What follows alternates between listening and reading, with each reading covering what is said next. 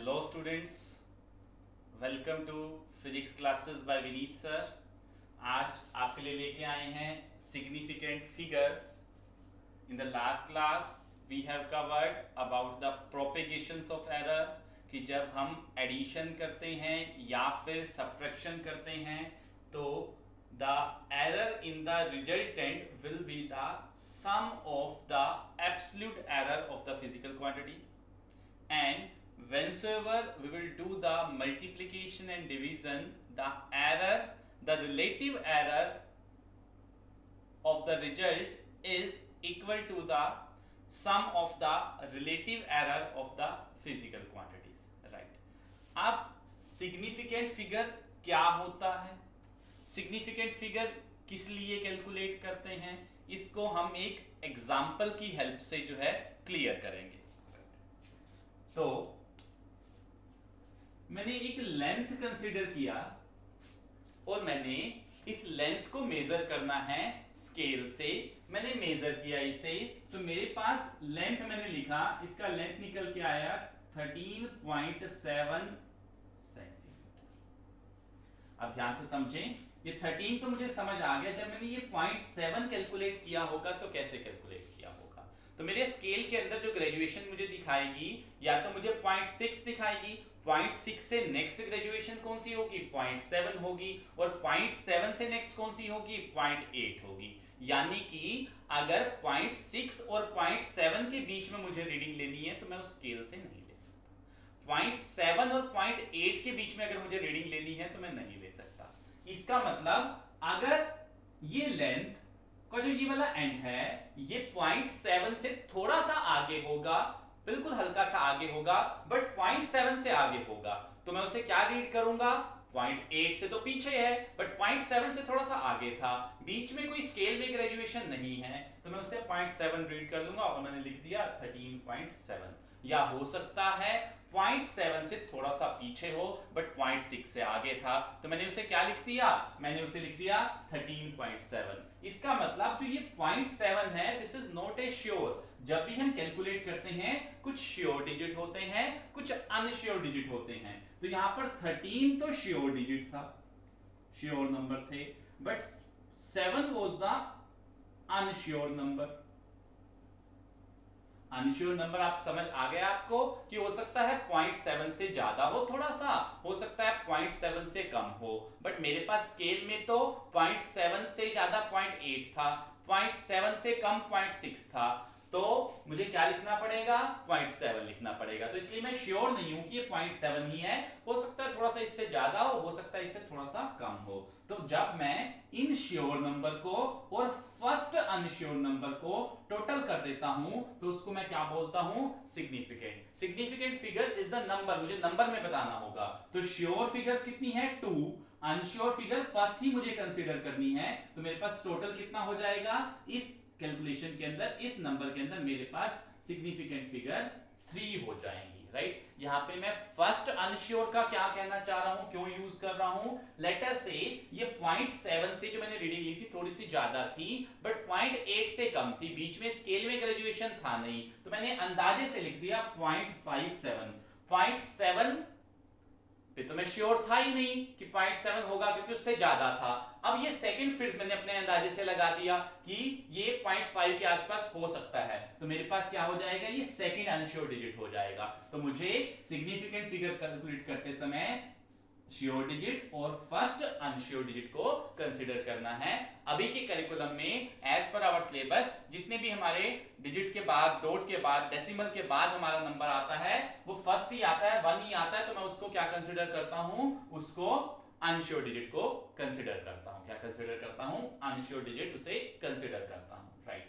अब इस significant figure को कैलकुलेट करने का फायदा क्या है, क्या हमें बेनिफिट मिल रहा है सिग्निफिकेंट फिगर को कैलकुलेट करने से, ठीक है। तो सबसे पहले हम इस चीज को भी एक एग्जांपल से समझते हैं। वी बिलोंग्स टू करनाल, हम करनाल में रहते हैं, तो मैं करनाल से ही रिलेटेड एग्जांपल लेंगे।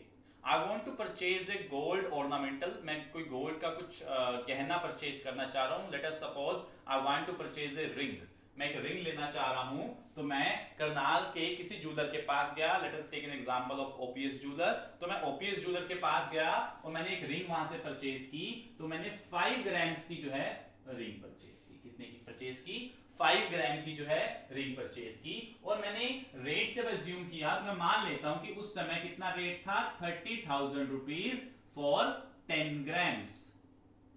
10 ग्राम के लिए जो वेट था वो कितना था, 30,000 था, जिसे हम एक तोला भी बोल देते हैं। तो 5 ग्राम कितना होगा, 15,000 का होगा। तो मैंने उन्हें 15,000 दिए, रिंग लिया और मैं आ गया। ठीक है, उसके बाद मैंने उसे पहनना शुरू कर दिया।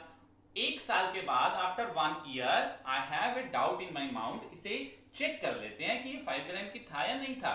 ठीक है, तो मैं क्या गया, मैं अपने जो नियर में एक ग्रोसरी स्टोर था, करियाने का स्टोर था, उसके पास गया। मैंने कहा सर ये इस रिंग का वेट कीजिए। तो उसके पास वेइंग डिजिटल मशीन रखी हुई थी, उसने वेट किया। तो उसने वेट किया, ये आया 4 ग्राम्स, ये आया 4 ग्राम। मैं तो परेशान हो गया, मैंने कहा 5 ग्राम का मैंने लिया था, 4 ग्राम इसने शो किया, 1 ग्राम का डिफरेंस हो गया। और अगर 10 ग्राम्स 30,000 का है, तो 1 ग्राम कितने का होगा, डेफिनेटली 3,000 का होगा। मैंने कहा ये तो 3,000 का नुकसान हो गया। मैं परेशान कि 1,000 रुपए का नुकसान हो गया, सॉरी 3,000 रुपीज का मुझे नुकसान हो गया। तो फिर मैं पास में एक और शॉप थी जो सिल्वर के यूटेंसिल्स जो है सेल करता था, चांदी के यूटेंसिल्स सेल करता था। मैं कहा ये चांदी के यूटेंसिल सेल करता है, तो इसके पास जो वेइंग मशीन होगी वो अच्छे वाली होगी, तो उसके पास चलते हैं। ठीक है, तो उसने मुझे कहा कि, मैंने बोला कि सर मेरा वेट कीजिए इस रिंग का। तो उसने वेट किया, तो उसने मुझे कहा कि आपकी जो रिंग का वेट है डेट इज 4.5 ग्राम। 4.5 ग्राम, क्योंकि जो करियाना वाला स्टोर था उसकी रीडिंग तो ग्राम्स में आती थी, 4 ग्राम, 5 ग्राम, 6 ग्राम, आगे तो बताता नहीं था वो पॉइंट्स के अंदर। अब जो सिल्वर वाला था वो मुझे पॉइंट्स के अंदर भी बता रहा था, 4.5, 4.6, 4.7, 4.8 इस तरह से बता रहा था। तो उसने मुझे कहा कि आपकी जो रिंग है ये 4.5 ग्राम्स की मेरी मशीन शो कर रही है, और अगर इससे भी ज्यादा एक्यूरेट आपको चाहिए तो आपको जो है किसी अच्छे जो है और हाई क्लास ज्वेलर के पास जाना पड़ेगा। तो मैंने कहा अगर ये 4.5 ग्राम की है, तो मैंने देखा तो मुझे 0.5 ग्राम का तो 0.5 ग्राम का तो फिर भी लॉस हो गया। तो मैंने 0.5 ग्राम का वेट देखा, तो मैंने देखा कि 1 ग्राम है 3,000 का, और 0.5 ग्राम कितने का होगा, 1500 का। मैंने कहा मुझे तो 1500 का लॉस हो गया, तो अब क्या करें। तो मैं वापस से ओपीएस ज्वेलर के पास गया। तो मैंने कहा मैंने आपसे रिंग ली थी, आप इसका वेट कीजिए। तो उन्होंने वेट किया, उनके पास वेट आया 4.59 ग्राम। तो उन्होंने कहा जो आपका वेट है रिंग का डेट इज 4.59 ग्राम, और जो ये आपने लिया था 5 ग्राम का लिया था, और जो ये वेरिएशन आ रहा है ये वियर एंड यूज की वजह से आ रहा है, वियर एंड टियर की वजह से आ रहा है। आपने इस रिंग को पहना है, इसमें आपने इस रिंग को पहन के काम भी किया है, तो आपका इसके अंदर वियर एंड टियर हुआ होगा, मतलब कुछ ना कुछ इसकी घिसाई हुई होगी, जिसकी वजह से कुछ ना कुछ मटेरियल लूज हो गया।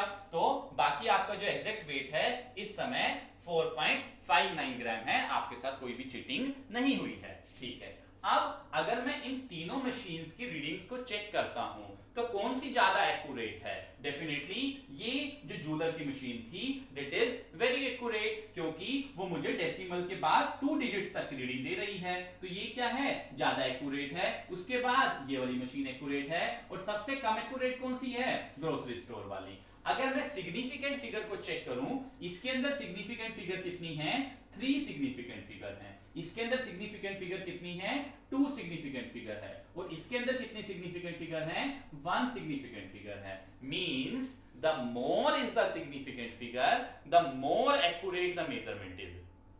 अगर सिग्निफिकेंट फिगर ज्यादा है तो मेरी डिवाइस की मेजरमेंट उतनी ही ज्यादा एक्यूरेट है। तो जो ज्वेलर के पास हमारा वेइंग मशीन था वो ज्यादा एक्यूरेट था इन कंपैरिजन विद द जो हमारा सिल्वर को सेल कर रहा था, या फिर जो हमारा ग्रोसरी स्टोर था। जो हमारे ज्वेलर्स हैं उनके पास इतने प्रिसाइज इंस्ट्रूमेंट हैं कि वो छोटी सी रीडिंग्स को भी मेजर कर सकते हैं, क्योंकि अगर 1 ग्राम हमारा 3000 का है, तो 1 ग्राम का 10वां हिस्सा 1 ग्राम का 1/10 पार्ट 1 ग्राम का 1/10 पार्ट कितने का होगा, वो भी 300 रुपीज का हो जाएगा। यानी कि 1 ग्राम का अगर मैं 10th पार्ट कंसीडर करता हूं, 10वां हिस्सा कंसीडर करता हूं, तो वो भी मेरा कितने का हो जाएगा, 300 रुपीज का हो जाएगा। तो वो उनकी वेइंग मशीन इतनी कैपेबल है, इतनी ज्यादा एक्यूरेट है, वो उसको भी मेजर कर सकती है। यानी कि अगर मैं एक मच्छर को कंसीडर करूं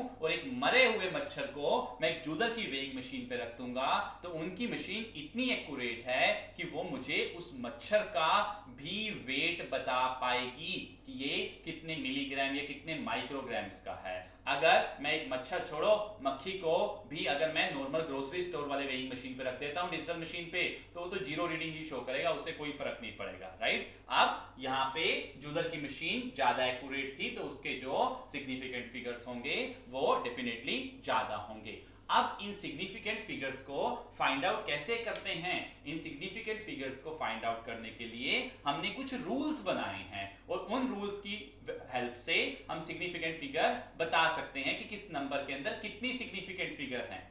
क्वेश्चन कैसे आएगा, question will be like this कि देयर इज अ नंबर 7890 या 7870 या 7895, बताइए इनके अंदर कितनी सिग्निफिकेंट फिगर हैं। ये सिग्निफिकेंट फिगर का टॉपिक आपके केमिस्ट्री के अंदर भी है और आपके फिजिक्स के अंदर भी है, तो इसमें से डेफिनेटली कुछ ना कुछ क्वेश्चंस आपके पास आएगा। अब वन बाय वन हम रूल्स को डिस्कस करेंगे कि कैसे हम सिग्निफिकेंट फिगर्स को फाइंड आउट करते हैं। Now coming to the rules for finding the significant values. Coming to the rule number 1, all non-zeros number are significant. For example, 1375 191।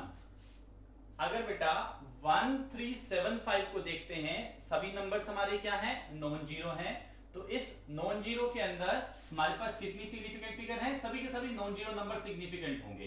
तो 1 2 3 4 इसके अंदर कितनी सिग्निफिकेंट फिगर है, 4। 191 कितनी सिग्निफिकेंट फिगर है, 3। 1.31 कितनी सिग्निफिकेंट फिगर है, 3।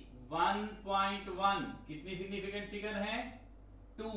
1 how much is the significant figure, 1। So this is our rule number 1. All the zeros between two non-zeros number are significant. जब जीरो हमारी दो नॉन जीरो नंबर के बीच में आएंगी तो वो भी क्या होंगी, सिग्निफिकेंट। For example 10035। अब यहां पर जो ये जीरोस हैं ये नॉन जीरो नंबर्स के बीच में हैं, तो ये मेरी सिग्निफिकेंट काउंट होंगी। तो मेरे पास कितने नंबर हो जाएंगे significant, as per the rule number 2, 1 2 3 4 5। This is our 5 significant numbers. 1.305 यहां पर जो जीरो है वो दो नॉन जीरो नंबर्स के बीच में है, तो मेरे पास ये क्या हो जाएगी, सिग्निफिकेंट हो जाएगी। तो 1 2 3 4, here is the 4 significant number. 1.0007, here again is the zeros are in between the two non-zeros number, so significant figure is 1 2 3 4 5. 5 here is the significant figures, right? Now coming to rule number 3, when there is no decimal, जब हमारे number के अंदर decimal नहीं present है, the zeros at the end are not significant, जो and की zeros होंगी वो सिग्निफिकेंट नहीं होंगी। नाउ 17500, अब डेसिमल नहीं है यहां पर, वो डेसिमल नहीं है तो जीरोस एट द एंड क्या होती हैं, नॉन सिग्निफिकेंट। तो मेरे इसके अंदर कितने सिग्निफिकेंट फिगर्स हो जाएंगी, ये तो थर्ड रूल के अकॉर्डिंग सिग्निफिकेंट है ही नहीं, तो मेरी 3 सिग्निफिकेंट फिगर्स हैं। 1030 पॉइंट नहीं है, डेसिमल नहीं है, तो एंड का जीरो इनसिग्निफिकेंट होगा मेरे पास, और ये जो बीच वाला जीरो है, मिडिल का जीरो है, ये सेकंड रूल के अकॉर्डिंग सिग्निफिकेंट है, in between the two non zeros number, तो मेरे पास क्या होंगी, 3 सिग्निफिकेंट फिगर्स होंगी। एक और एग्जांपल लेते हैं 1700, मेरे पास कितनी सिग्निफिकेंट होंगी, थर्ड रूल के अकॉर्डिंग लास्ट की जीरोस, डेसिमल अगर नहीं है तो मुझे नहीं काउंट करनी है, तो मेरे पास कितनी सिग्निफिकेंट फिगर हो जाएगी, 2 significant figure, right. Now we will discuss about rule number 4, 5, 6 and 7. Now coming to rule number 4, whenever there is a decimal point, the zeros at end are significant. जब भी decimal point होगा तो zeros and में क्या होंगी, significant होंगी. For example 1.010. अब यहां पर डेसिमल पॉइंट है और जीरो कहां पर है, एंड में है, तो मेरी ये वाली जीरो क्या हो जाएगी, सिग्निफिकेंट हो जाएगी. और ये जीरोस रूल नंबर 2 के अकॉर्डिंग सिग्निफिकेंट थी. तो how much is the total significant figure? Total significant figure is 1, 2, 3, 4. 4 is the significant figure. Let us take another example. 1.0300. How much is the significant figure? As the point is present, so these zeros are significant. So 1, 2, 3, 4, 5. 5 are the significant figure. 1.00. How much is the significant figure? As the decimal is there, so जो right वाली होंगी वो क्या होंगी, significant होंगी. So total is 3 significant figures. Now proceeding to rule number 5, whenever there is a decimal point, initial zeros are non-significant. जब भी हमारे पास डेसिमल पॉइंट है तो जो स्टार्टिंग की जीरोस हैं वो क्या होंगी, नॉन सिग्निफिकेंट होंगी या इनसिग्निफिकेंट होंगी. For example 0.00071. तो यहाँ पे कितनी सिग्निफिकेंट है, डेसिमल के बाद ये स्टार्टिंग के डिजिट्स हैं, स्टार्टिंग की जीरो हैं, तो ये क्या हो जाएंगी, नॉन सिग्निफिकेंट होंगी. तो टोटल सिग्निफिकेंट फिगर्स कितनी हुई, 1 और 2. 2 is the significant figure.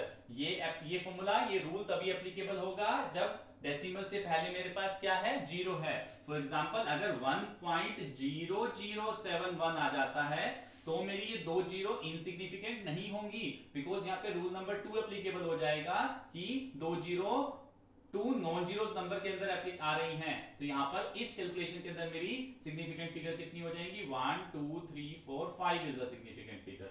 We'll take one another example. 0.083. तो कितनी सिग्निफिकेंट फिगर हुई, डेसिमल के बाद है तो ये जीरो इंक्लूड नहीं करेंगे, तो मेरे पास 2 is the significant figures here. Right. Proceeding to rule number 6, the zeros on the right of a non-decimal number are significant if they came from a measurement. अगर नॉन डेसिमल नंबर है, for example 700 और zeros इनके right में हैं, तो previously मैं क्या कहता था कि ये मेरी क्या होंगी, नॉन सिग्निफिकेंट होंगी. अगर ये किसी मेजरमेंट के थ्रू आई हैं, मेजरमेंट के थ्रू आने का मतलब इनके पीछे कुछ यूनिट लिखा हुआ है, सेंटीमीटर, केजी, जूल, न्यूटन, तो मेरी ये क्या हो जाएंगी, सिग्निफिकेंट हो जाएंगी. तो इसके केस में हमारी कितनी सिग्निफिकेंट फिगर होंगी, 3 सिग्निफिकेंट फिगर होंगी. अगर मैं सिर्फ 700 लिख देता हूं, कोई यूनिट को स्पेसिफाई नहीं करता, तो कितनी सिग्निफिकेंट फिगर होंगी, there is the 1 significant figure. इसी तरह अगर मैं 700 केजी लिखता हूं, या 700 तो मैंने पहले कवर कर लिया था, इसे मैं 7000 केजी बोल देता हूं, 7000 केजी बोल देता हूं, तो as the unit is there, तो ये मेजरमेंट से आई है, तो कितनी हो जाएगी मेरे पास, 4 सिग्निफिकेंट फिगर हो जाएंगी. बिकॉज अगर डेसिमल नहीं है और राइट में हमारी जीरोस हैं और वो मेजरमेंट से आई हैं, तो हमारी क्या हो जाएंगी, सिग्निफिकेंट हो जाएंगी. मेजरमेंट से आई हैं, ये हमें कैसे पता चलेगा, ये हमें पता चलेगा कि लास्ट में यूनिट लिखा हुआ है या नहीं लिखा हुआ.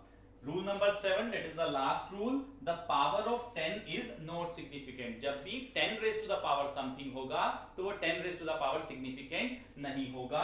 For example 2 into में 10 raised to the power 3, तो ये मेरी 10 raised to the power 3 क्या है, इनसिग्निफिकेंट है, तो ये 2 क्या होगा, 2 इज द सिग्निफिकेंट. तो मेरे पास कितनी significant figure I, 1 is the significant figure here.